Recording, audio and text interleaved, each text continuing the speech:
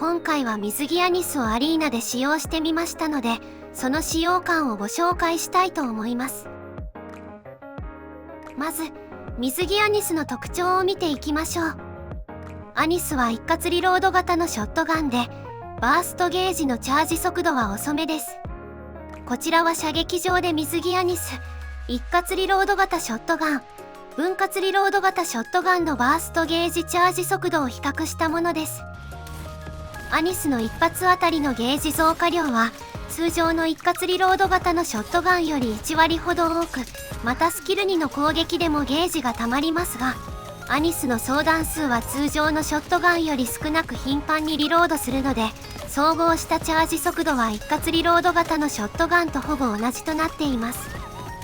そのためアリーナではバーストゲージのチャージが速いニケと組ませるか、ビスケットやマキマさんと組ませて耐久型の編成にすると良いかと思います。次にアニスはフルバーストタイム発動時に電撃コードの味方に攻撃力とリロード速度のバフをかけることができます。そのためアリーナで使用頻度が高い電撃コードであるグレン、メイデン、ハラン、ノイズ、ビスケットと相性がいいです。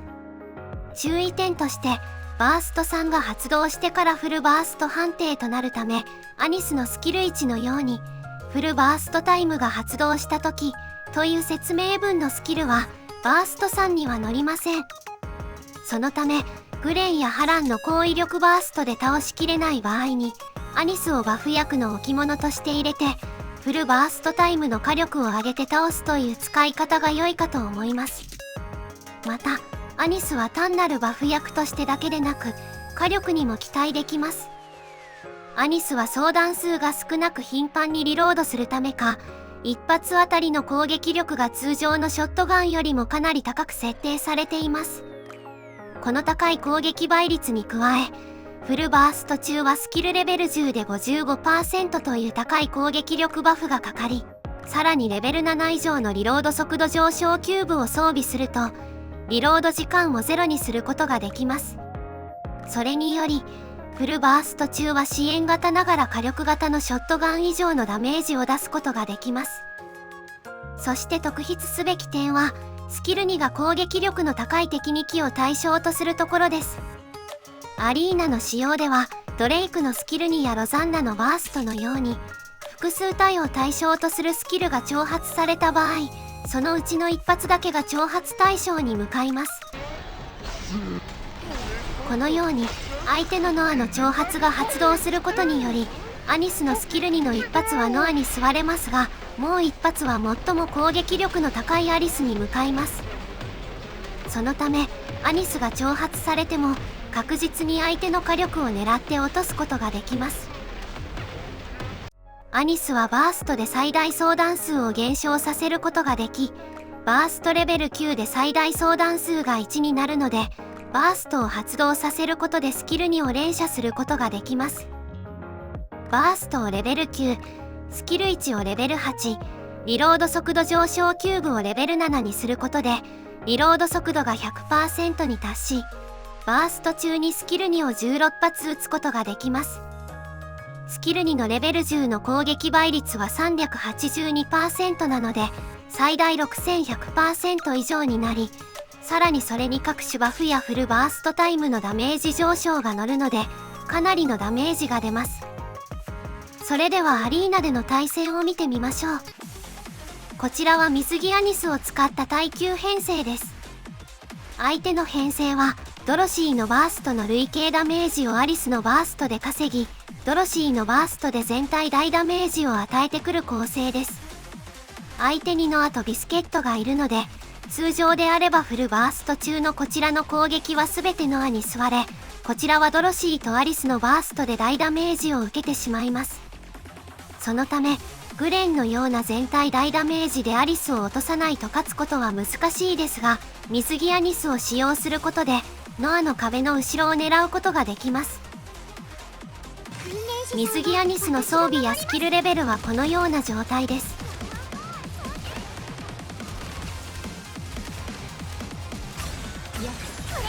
伸びしろはまだかなりありますが、アニスのスキルに1発で36万6000ダメージを与え、4発でアリスを落としています。こちらはジャッカルとセンチを入れてバースト発動を速くし、速攻で相手の主力を落とす編成です。この編成ではジャッカルのダメージ分配がエマとアニスにかかるので、エマの耐久力が上がります。また、スキル発動でもバーストゲージがたまるので、エマへのダメージでジャッカルのスキル1が発動し、バーストチャージが加速します。相手の戦闘力は23万6577、こちらの戦闘力は18万4185と 28% 以上の戦力差があり、こちらはかなりのデバフを受けることになりますが、ブランのデバフ込みでアニスがかなりのダメージを出すので、余裕を持って勝つことができました。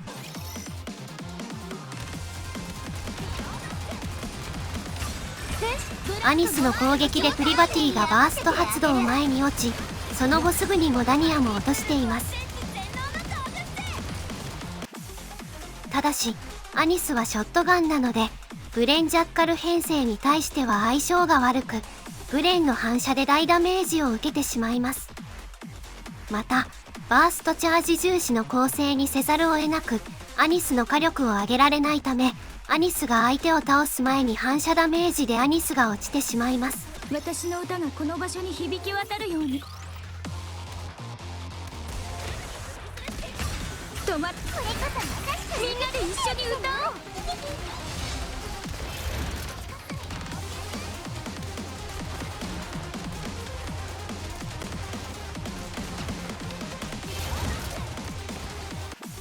こちらはアニスでブレンを落とすためにロザンナを入れてダメージ分配の解除を試みたものです。相手のノイズとブレンにダメージ分配がかかっているので、それを解除しようとしましたが、うまくいきませんでした。これはノアとロザンナのスキルの噛み合わせの悪さが原因となっています。戦闘開始後にまずノアの攻撃がノイズに当たり、スキル2の効果でノイズの攻撃力が下がります。その結果、ノイズの攻撃力がラプンツェルを下回ります。ロザンナのバフ解除は攻撃が10回命中した時に発動なので、バフ解除がノアの攻撃の後になってしまい、ブレンとラプンツェルのバフが解除されてしまいます。そのためノイズのダメージ分配が残り、ノイズへのダメージ、特にロザンナの攻撃によってジャッカルのスキルが発動します。ジャッカルのスキル発動により、相手のバーストチャージが加速し、その結果、相手にバーストを先打ちされてしまいます。こんなのちょろいもんよ。